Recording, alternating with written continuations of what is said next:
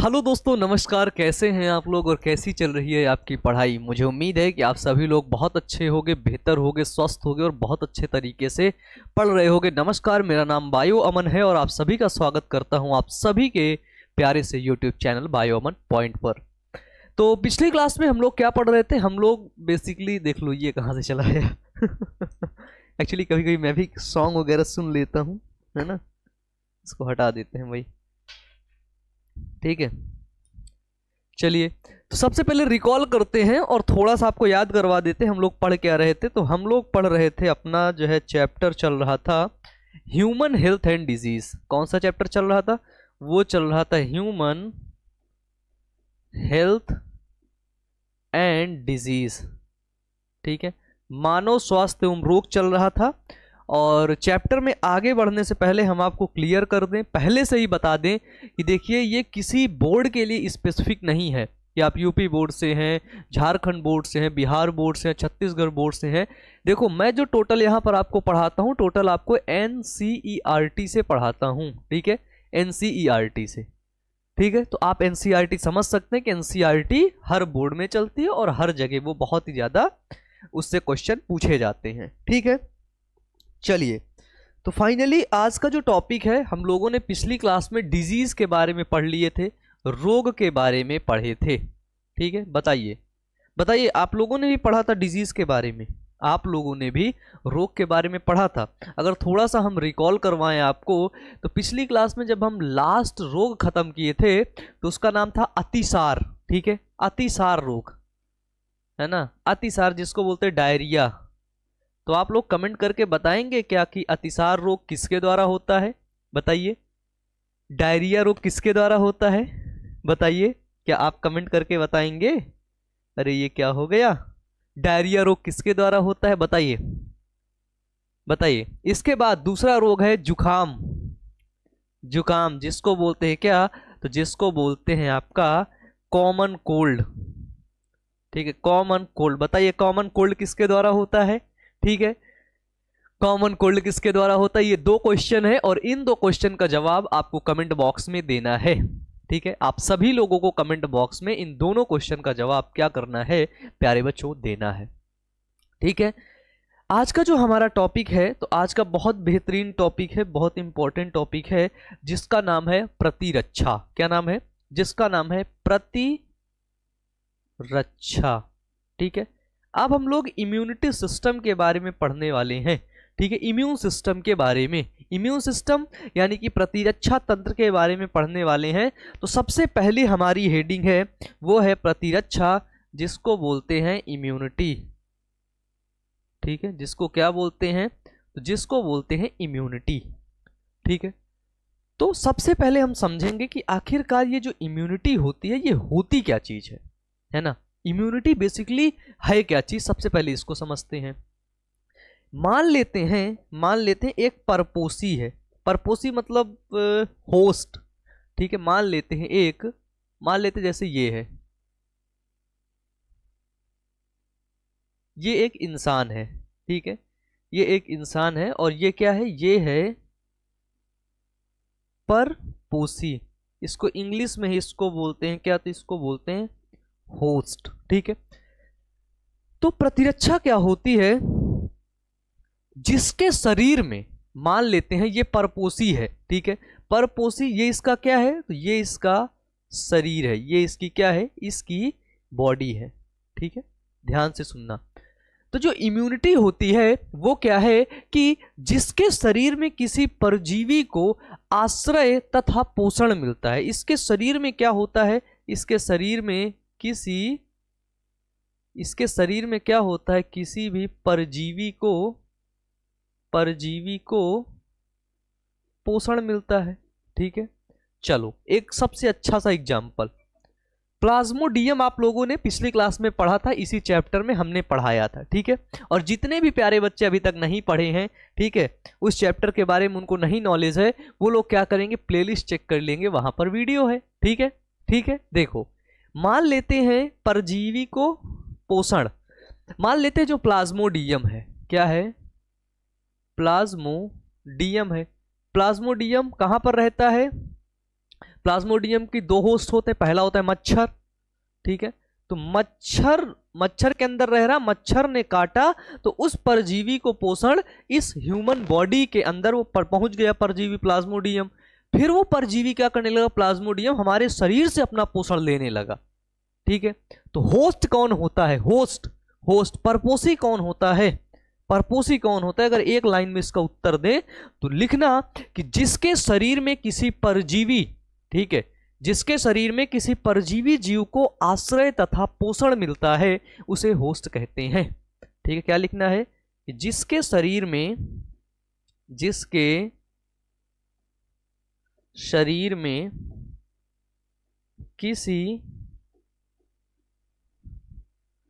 परजीवी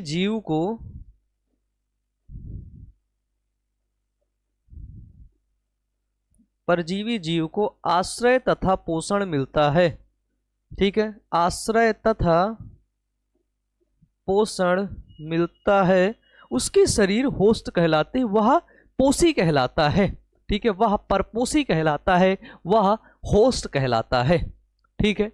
done, clear है। तो प्लाज्मोडियम के दो होस्ट थे, ठीक है, दो होस्ट थे, पहला मच्छर, दूसरा इंसान, ठीक है, वही होता है परपोषी। तो ये इम्यूनिटी क्या होती है?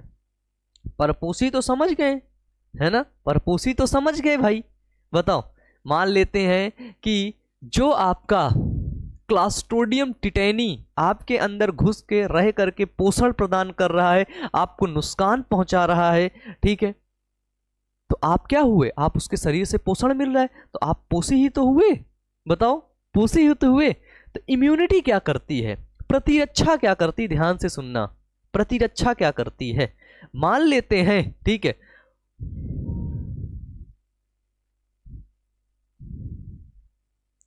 देखिए, प्रतिरक्षा के लिए पूरे बॉडी के अंदर एक प्रतिरक्षा तंत्र होता है, ठीक है। इम्यूनिटी क्या होती है, इम्यूनिटी, तो प्यारे बच्चों इम्यूनिटी के लिए, ठीक है, तो जो परपोषी आता है, परपोषी कहाँ आएगा, शरीर में आएगा, ठीक है।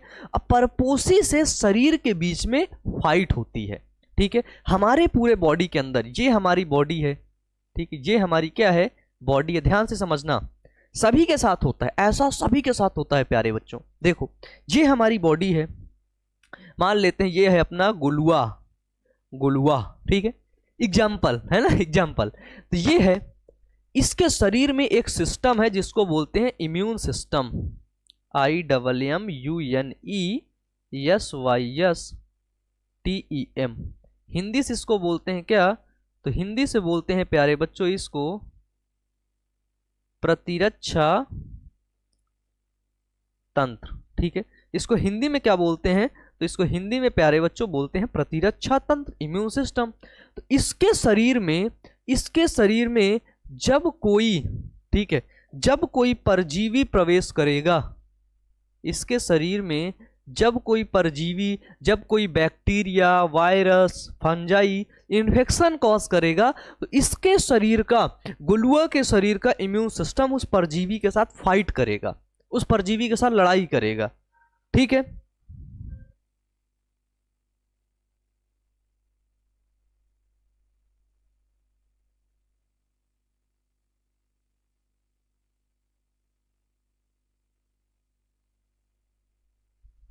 ठीक है, चलिए, सॉरी प्यारे बच्चों, घर से फोन आया था, ठीक है। देखिए, परजीवी, जैसे मैं हूं, मेरे शरीर में मान लो किसी भी इन्फेक्शन हो रहा है, कोई भी बैक्टीरिया आकर के मेरे शरीर के अंदर इन्फेक्शन कॉज कर रहा है, तो मेरे शरीर का इम्यून सिस्टम, ठीक है, हमारे शरीर के अंदर प्यारे बच्चों इम्यून सिस्टम होता है। क्या होता है, हमारे शरीर के अंदर इम्यून सिस्टम होता है। देखो, हम आपको दिखाते हैं, ठीक है, इम्यून सिस्टम, देखो, प्रतिरक्षा तंत्र हमारे शरीर के अंदर होता है, ठीक है। ये देखो,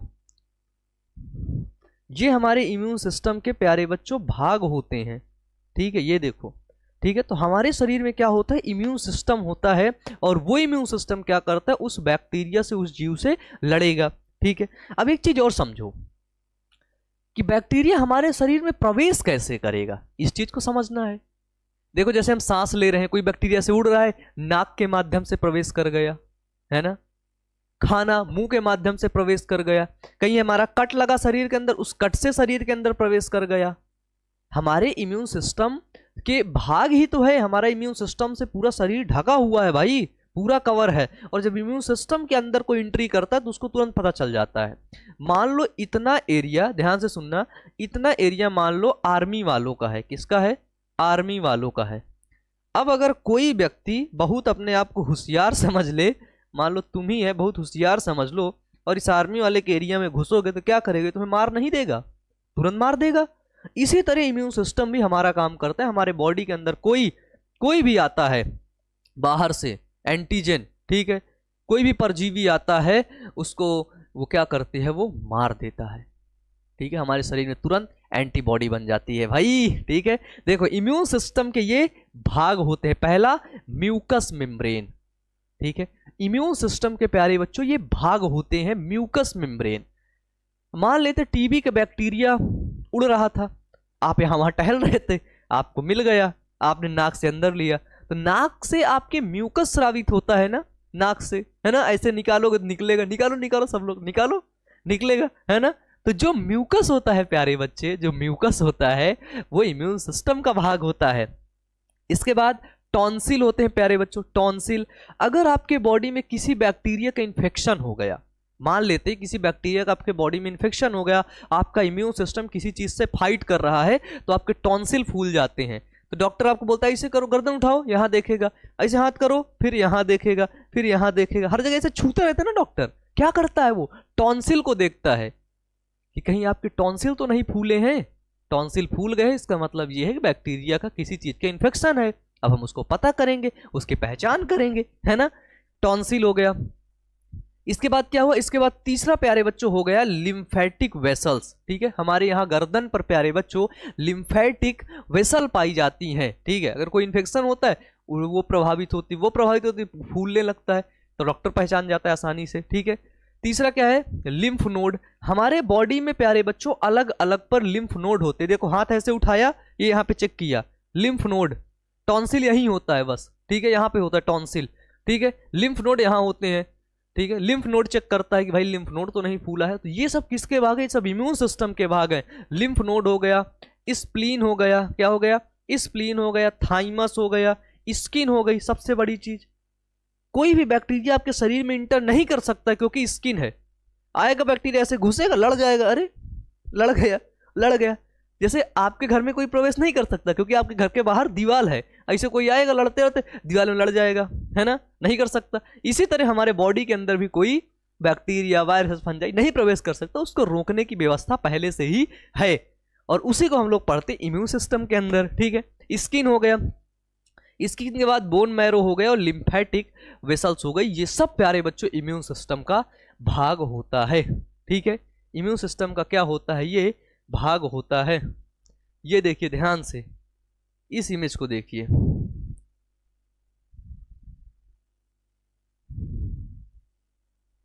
ये देखिए, ये यहाँ पे लिम्फ नोड हो गए हैं आपके, लिम्फ नोड दिखाया जा रहा है, अपेंडिक्स दिखाया जा रहा है, बोन मैरो दिखाया जा रहा है। ये सब क्या है? ये सब इम्यून सिस्टम के भाग होते हैं, ठीक है। इम्यून सिस्टम से कोई भी बाहर से चीजें आती हैं, हमारे शरीर में एक ऐसी प्रणाली है जो उससे लड़ाई करती है, उससे हमारी रक्षा करती है, ठीक है। तो अगर अब हम बात करें कि इम्यूनिटी क्या होती है, तो क्या आप बता पाएंगे? बताइए। अरे अरे अरे, क्या हो गया भाई, है ना। अब अगर बात करें तो जो परपोसी है, ठीक है, परपोसी की, जैसे मैं परपोसी हूं, मेरे अंदर बैक्टीरिया आया तो मैं क्या हुआ? परपोसी हुआ, ठीक है। तो परपोसी की रोगाणुओं से, परपोसी की रोगाणुओं से, ठीक है, जो रोगाणु मेरे अंदर प्रवेश कर रहा है, ठीक है, रोगाणुओं से लड़ने की क्षमता, ठीक है, लड़ने की क्षमता। अब जो रोगाणु मेरे शरीर के अंदर प्रवेश कर रहा है, मेरा शरीर उस रोगाणु से क्या करेगा? अटैक करेगा, उस रोगाणु से लड़ाई करेगा। तो प्यारे बच्चों की परपोसी की रोगाणुओं से लड़ने की क्षमता जो उसे प्रतिरक्षा तंत्र से प्राप्त होती है, ठीक है, जो उसे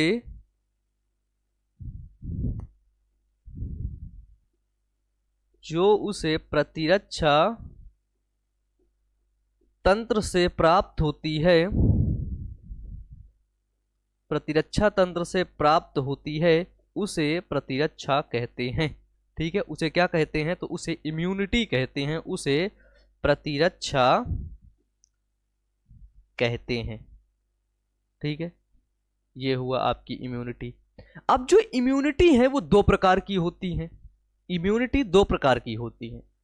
एक ऐसी इम्यूनिटी तो जन्म से पहले आपके साथ रहती है, जन्म से ही आपके साथ रहती है, और एक ऐसी इम्यूनिटी जो आपको जन्म के बाद मिलती है। क्योंकि जब आप मां के गर्भ में रहते हैं तो टीबी का बैक्टीरिया आपके पास तक कैसे पहुंच पाएगा? बहुत कम चांसेस है पहुंच पाएगा। राइनो वायरस आप तक कैसे पहुंच पाएगा? नहीं पहुंच पाएगा। जब आप बाहर आएंगे, राइनो वायरस तो बाहर हमारे इन्वायरमेंट में टहल रहा है, आप तो अंदर अभी एमनियोटिक फ्लूइड के अंदर सेफ थे, वहां कुछ नहीं था। लेकिन वहां भी जो था उसके लिए भी प्रतिरक्षा तंत्र एक था। तो प्रतिरक्षा तंत्र के प्रकार जब हम देखते हैं तो प्रतिरक्षा तंत्र प्यारे बच्चों दो प्रकार का होता है। ठीक है, क्या है? प्रतिरक्षा। ठीक है, क्योंकि देखो एक जन्म से पहले मिलता है, एक जन्म के बाद मिलता है। ठीक है, तो प्रतिरक्षा के प्रकार जब देखते हैं तो प्रतिरक्षा कितने प्रकार का होता है? तो प्यारे बच्चों प्रतिरक्षा जो होता है टाइप्स ऑफ इम्यूनिटी। ठीक है, टाइप्स ऑफ इम्यूनिटी। तो प्यारे बच्चों टाइप्स ऑफ इम्यूनिटी सिर्फ दो प्रकार की होती हैं। ठीक है, पहला जिसको हिंदी में बोलते हैं सहज प्रतिरक्षा। ठीक है, सहज प्रतिरक्षा जिसको बोलते हैं प्यारे बच्चों इननेट इम्यूनिटी। ठीक है, पहला जिसको बोलते हैं क्या? जिसको बोलते हैं सहज प्रतिरक्षा। ठीक है, इंग्लिश में इसको बोलते हैं इननेट। ठीक है, इननेट इम्यूनिटी।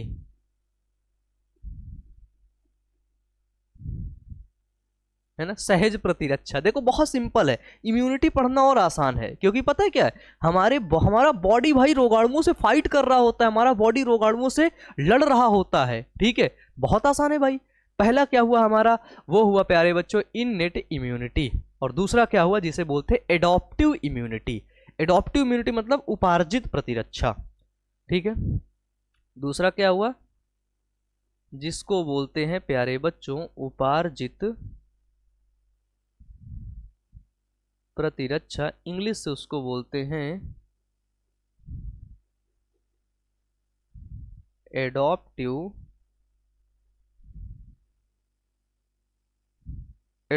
इम्यूनिटी।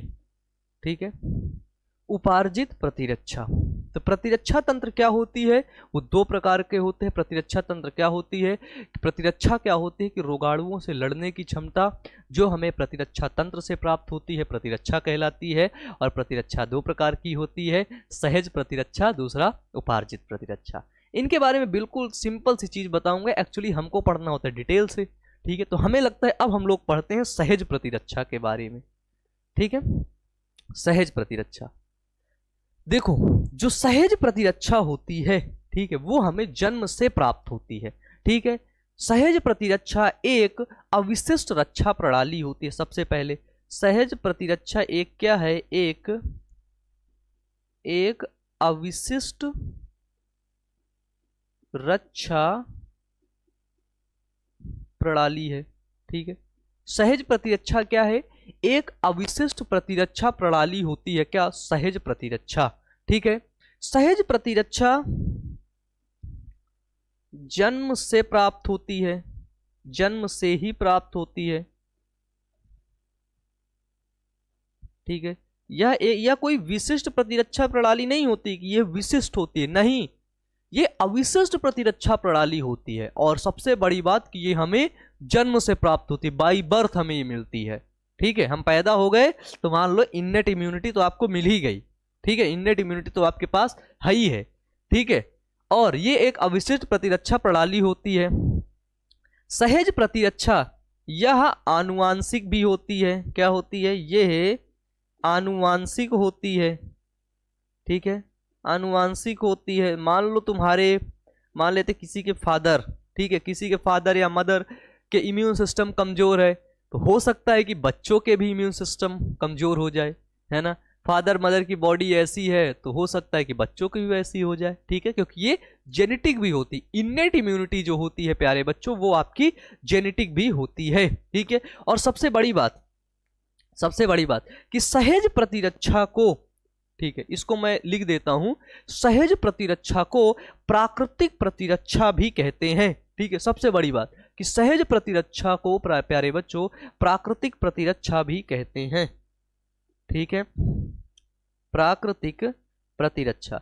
अब देखो प्राकृतिक प्रतिरक्षा क्यों कहते हैं, क्योंकि ये हमको प्रकृति रूप से मिलती है, ये हमको जन्म से ही मिल जाती है। अगर हमारा जन्म हो गया तो इन्नेट इम्यूनिटी जो है, ठीक है, अगर हमारा जन्म हो गया प्यारे बच्चों तो इन्नेट इम्यूनिटी हमारे साथ है, ठीक है। ये देखो इन्नेट इम्यूनिटी क्या है, हमारे साथ है। क्योंकि इन्नेट इम्यूनिटी हमको कैसे मिलती है, इन्नेट इम्यूनिटी हमको बाई बर्थ मिल जाती है। आप सभी के पास इन्नेट इम्यूनिटी है, ठीक है। और इन्नेट इम्यूनिटी क्या होती है, अविशिष्ट रक्षा प्रणाली होती है।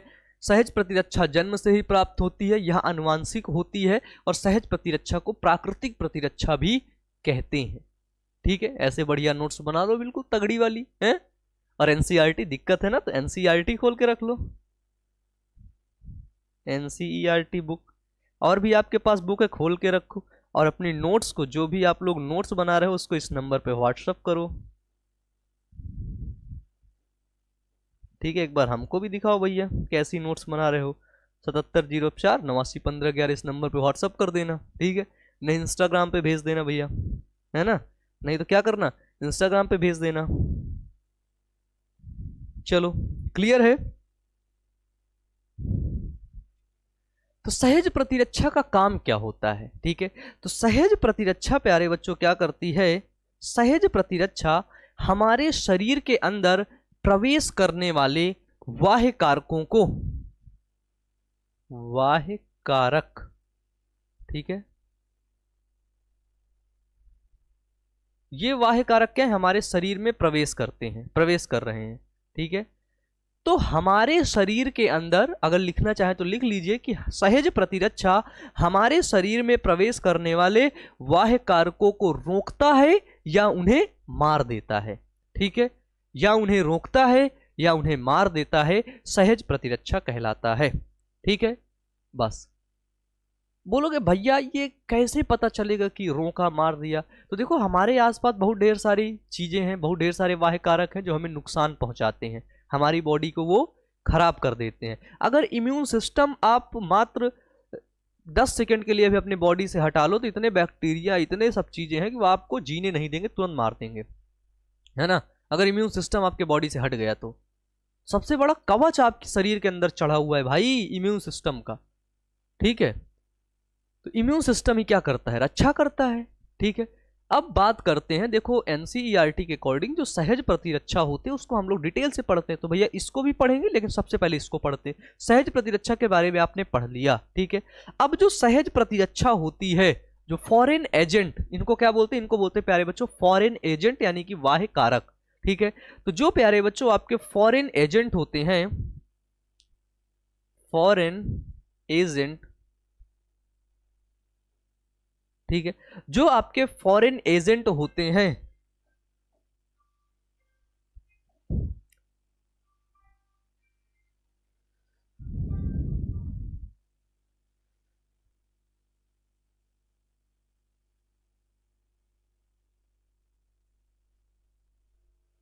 चलिए, तो जो सहज प्रतिरक्षा होती है, जो आपकी इन्नेट इम्यूनिटी होती है, ठीक है, देखो इन्नेट इम्यूनिटी अभी पढ़ रहे हैं, अभी एडॉप्टिव पे हाथ नहीं लगाएं, एडॉप्टिव पे हाथ लगाने से पहले ही बता देंगे कि भैया एडॉप्टिव पढ़ाने जा रहे हैं, ठीक है।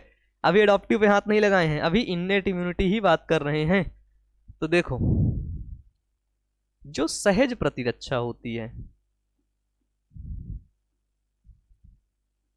सहज प्रतिरक्षा, तो जो बाह्य कारक आते हैं, ठीक है, बाह्य कारक के प्रवेश के सामने वो विभिन्न प्रकार के रोध कर देता है, ठीक है। बाह्य कारकों के, सहज प्रतिरक्षा क्या करता है, बाह्य कारकों के, ठीक है, जो फॉरेन एजेंट हैं, ठीक है, बाह्य कारकों के प्रवेश के सामने प्रवेश के सामने विभिन्न रोध मतलब बैरियर, रोध लगा देता है,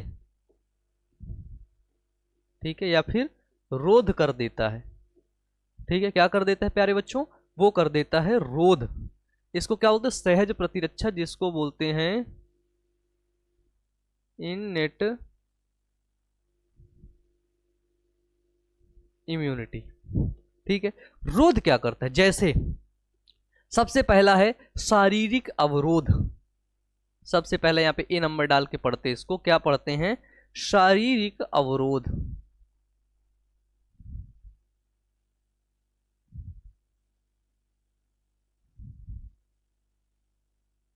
ठीक है। शारीरिक अवरोध क्या होता है प्यारे बच्चों? तो शारीरिक अवरोध का मतलब है फिजिकल बैरियर। इसको इंग्लिश में बोलते हैं क्या? इसको इंग्लिश में बोलते हैं फिजिकल बैरियर।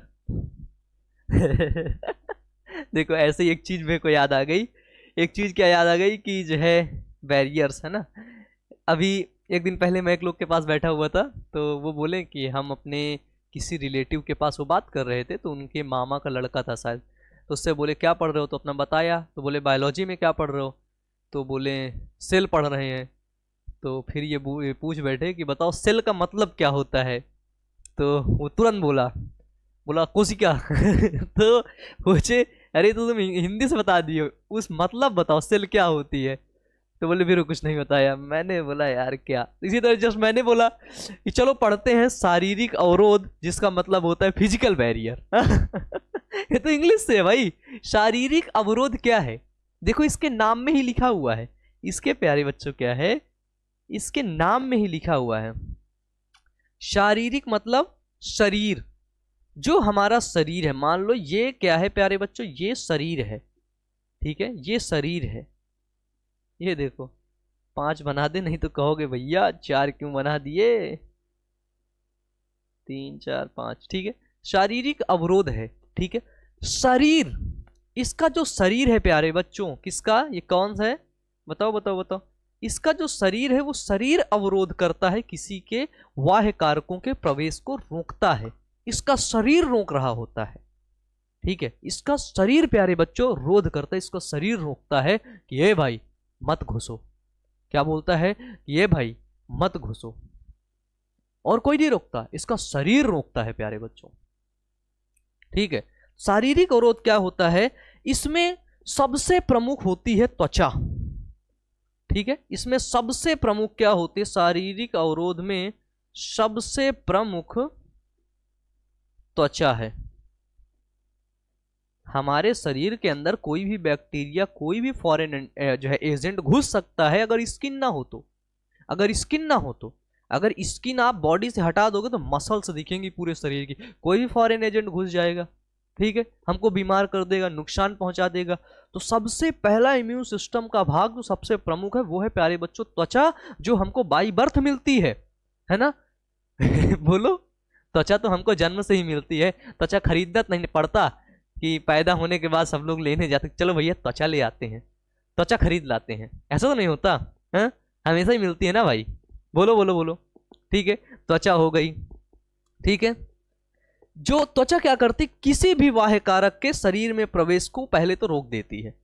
कोई बैक्टीरिया या ऐसे लड़ा, यहाँ पे लड़के गिर गया नीचे, लड़के क्या कर गया? नीचे गिर गया, वो अंदर नहीं घुस पाया। अगर स्किन ना होती, ठीक है, अगर स्किन यानी कि प्यारे बच्चों त्वचा ना होती, तो फॉरेन एंटीजन घुस जाता अंदर और कर देता रोग। बताओ, रोग कर देता ना भाई, तुरंत कर देता वो, ठीक है।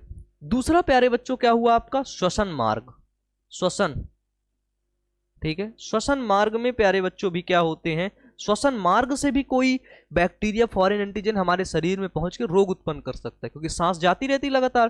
तो श्वसन मार्ग में भी प्यारे बच्चों क्या होता है? पूरी व्यवस्था है उन सभी को रोकने के लिए, जन्म से ही। तीसरा प्यारे बच्चों क्या है? गैस्ट्रो इंटेस्टाइनल, गैस्ट्रो इंटेस्टाइनल, ठीक है, ट्रैक। गैस्ट्रो इंटेस्टाइनल ट्रैक मतलब खाने के माध्यम से प्रवेश कर सकता है, तो उसकी भी पूरी व्यवस्था की गई है। खाने से अगर आओगे तो तुमको कूट कूट के मार डालेंगे यहाँ पे, है ना। खाने के अंदर कोई बैक्टीरिया चला गया, जीवाणु चला गया, तो उसको मार डालते, नहीं मारते तो वो बीमार कर देता है। तो जब भी हम खाना खाते तो ऐसा थोड़ी ना हम खाना बहुत शुद्ध खाना खाते हैं, उसमें कोई बैक्टीरिया वायरस कुछ नहीं रहता, रहते हैं लेकिन हमारी बॉडी उनको कूट कूट के मार डालती है।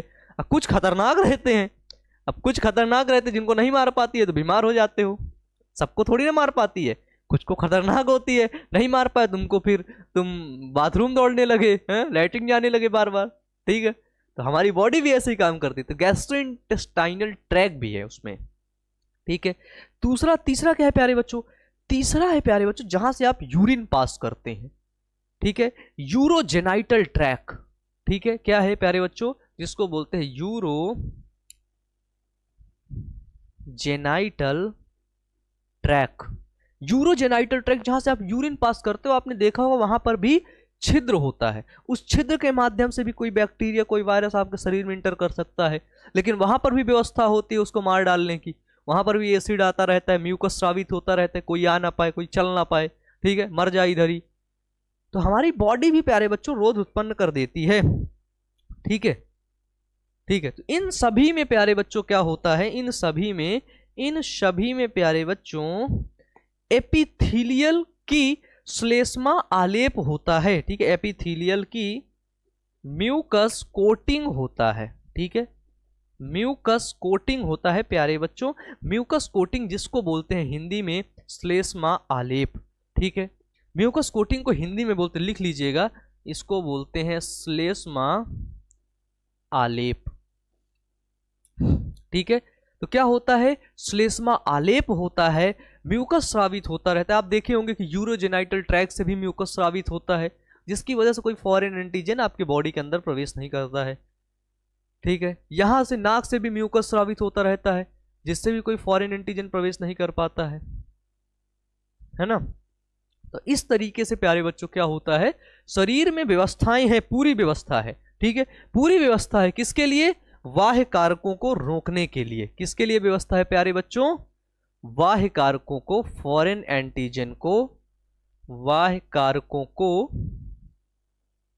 रोकने के लिए,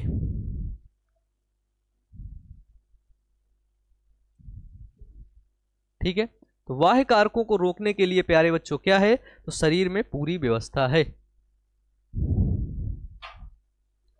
ठीक है।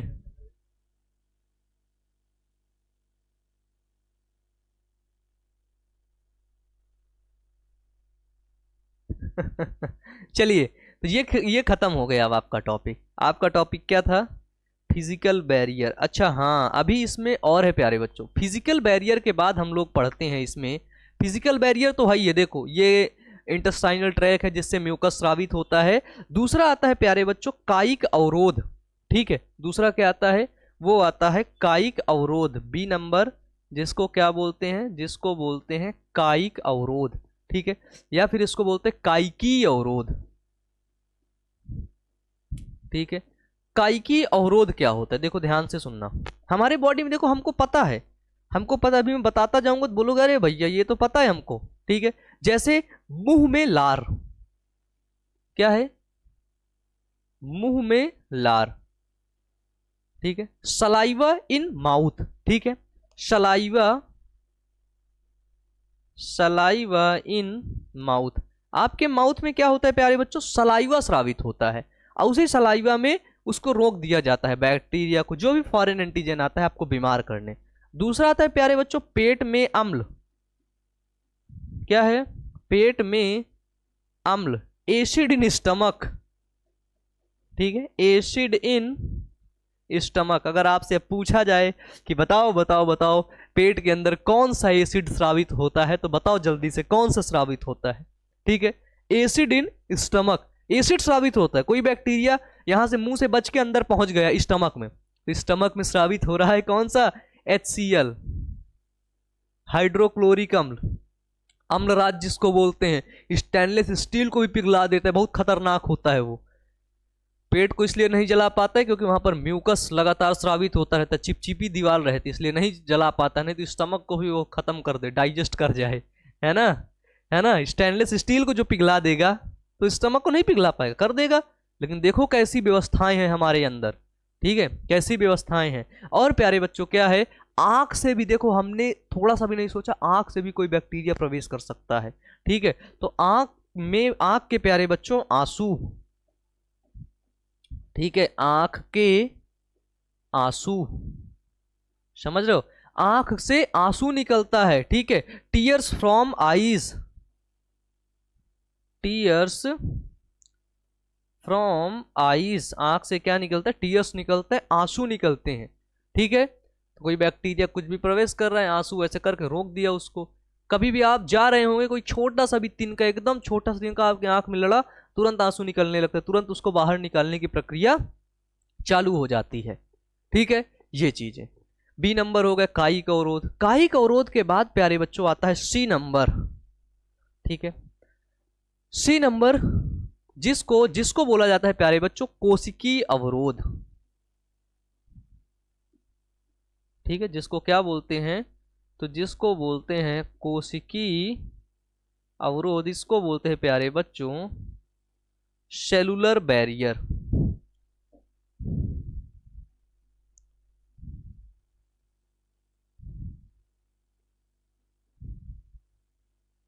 सेलुलर बैरियर्स, कोशिकीय अवरोध, ठीक है।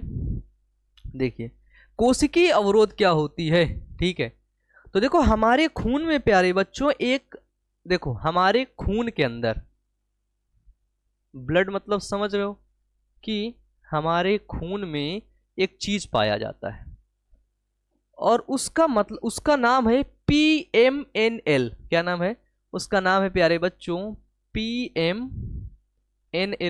बोलोगे भैया ये क्या है, ठीक है। तो हमारे खून में PMNL सेल्स पाई जाती हैं, ठीक है। हमारे खून में PMNL सेल्स पाई जाती हैं प्यारे बच्चों।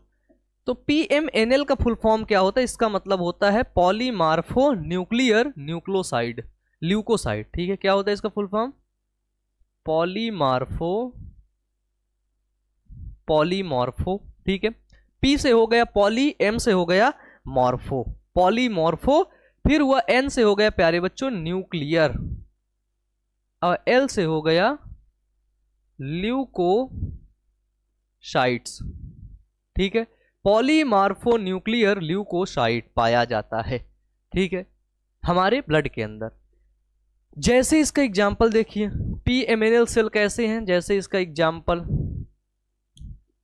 उदाहरण, उनको बोलते प्यारे बच्चों WBC जैसे हो गई, ठीक है। WBC, ठीक है। ल्यूकोसाइड, मोनोसाइड आप लोगों ने नाम सुना है, ल्यूकोसाइड 11th में पढ़ा जाता है इसको, ठीक है। मोनोसाइट्स, ठीक है। तो ये सभी कोशिकाएं हैं, ठीक है। ये क्या करती हैं? ये कोई भी माइक्रो ऑर्गेनिज्म, ठीक है, कोई भी माइक्रोब्स इंटर करता है हमारे बॉडी के अंदर, ठीक है। कोई भी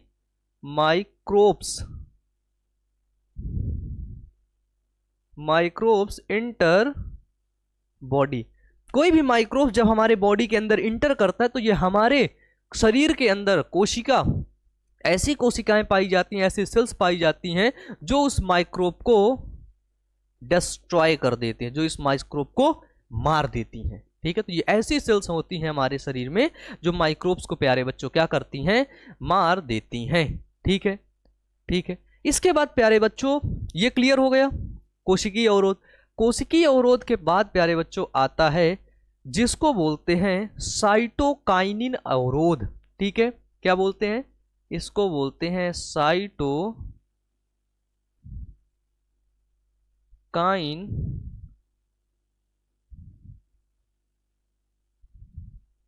अवरोध, ठीक है। देखो जो कोशिकीय अवरोध होता है, ठीक है, ये सब सहज प्रतिरक्षा की ही बात कर रहे हैं, ठीक है ना। साइटोकाइन बैरियर क्या होता है देखो, तो देखो जो साइटोकाइन बैरियर होता है, तो विषाणु जो होता है, ठीक है, जो भी विषाणु संक्रमित कोशिका, जैसे कोई वायरस है, मान लो ये वायरस है, ये वायरस क्या किया, ये यहां पर सेल्स हैं, ये यहां पर क्या है, ये यहां पर बॉडी की सेल्स हैं, और ये वाली सेल क्या है, ये वाली इन्फेक्टेड सेल है। क्या है देखो, इन्फेक्टेड सेल, ठीक है, जिसको बोलते हैं क्या, तो जिसको बोलते हैं संक्रमित कोशिका है। ठीक है, तो ये प्यारे बच्चों क्या है, ये है आपकी संक्रमित कोशिका। ठीक है, तो विषाणु संक्रमित कोशिका एक विशेष प्रकार की प्रोटीन बनाती है। ये जो इन्फेक्ट सेल है ये एक विशेष प्रकार की प्रोटीन का निर्माण करेगी। ठीक है, ये एक प्यारे बच्चों, यही संक्रमित कोशिका एक प्रोटीन का निर्माण करेगी। क्या करेगी, संक्रमित कोशिका प्रोटीन का निर्माण करेगी जिसको बोलते हैं इंटरफेरॉन्स। उस प्रोटीन का नाम है इंटरफेरॉन्स। क्या नाम है,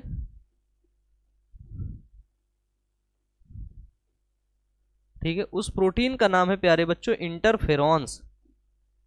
ठीक है, वो प्रोटीन को बनाएगी, एक प्रोटीन बना देगी इंटरफेरॉन्स। ठीक है, जो ये इंटरफेरॉन्स क्या करता है, ये इंटरफेरॉन्स आसपास की कोशिकाओं को सुरक्षा प्रदान करता है। ये इंटरफेरॉन्स क्या करता है प्यारे बच्चों, इंटरफेरॉन्स आसपास की कोशिका को, आसपास की कोशिका को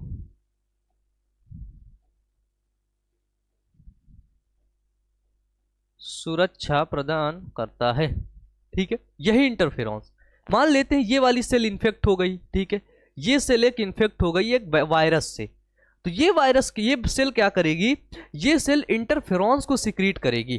ठीक है, और ये इंटरफेरॉन्स क्या करेगा, ये इंटरफेरॉन्स ही प्यारे बच्चों आगे जा करके आसपास की कोशिकाओं को बता देगा। क्या बताएगा कि भैया भैया इन्फेक्शन कॉज हो गया है। ठीक है, इन्फेक्शन हो गया है, ठीक है, तैयार हो जाओ, तैयार हो जाओ, इन्फेक्शन आ गया है। ठीक है, फिर इसके बाद क्या करती है इंटरफेरॉन्स, भाई रोक लेता है, उस चीज को रोक देता है, नहीं जा पाती हैं, है ना। तो ये सारी चीजें प्यारे बच्चों चल रही होती है इम्यून सिस्टम प्रतिरक्षा तंत्र के अंदर। तो फाइनली आज की क्लास में हम लोगों ने प्रतिरक्षा तंत्र की सहज प्रतिरक्षा के बारे में बात किया है। ठीक है, जिसको बोलते हैं इन्नेट इम्यूनिटी के बारे में बात किया है, और हम लोग कल की क्लास में बात करेंगे एडॉप्टिव इम्यूनिटी के बारे में। उसके बाद हम लोग आगे एंटीबॉडी को पढ़ेंगे, ढेर सारी चीज़ों को आगे पढ़ेंगे, और ह्यूमन हेल्थ एंड डिजीज मानव स्वास्थ्य एवं रोग के इस चैप्टर को आगे बढ़ाएंगे। तो और भी वीडियोस को देखने के लिए आप सभी लोग प्लेलिस्ट पर जा करके उन सभी वीडियोस को चेक करिएगा। ठीक है, और जो है प्लेलिस्ट की लिंक आपको मिल ही जाएगी, नीचे जो है डिस्क्रिप्शन बॉक्स होता है ना, हाँ नीचे डिस्क्रिप्शन बॉक्स पे आपको लिंक मिल जाएगी, नहीं तो आप प्लेलिस्ट चेक कर लीजिएगा। तो आपसे मिलेंगे नेक्स्ट क्लास में। आप सभी लोग अच्छे से पढ़ते रहिएगा, मेहनत करते रहिएगा। Wish you all the best, thank you.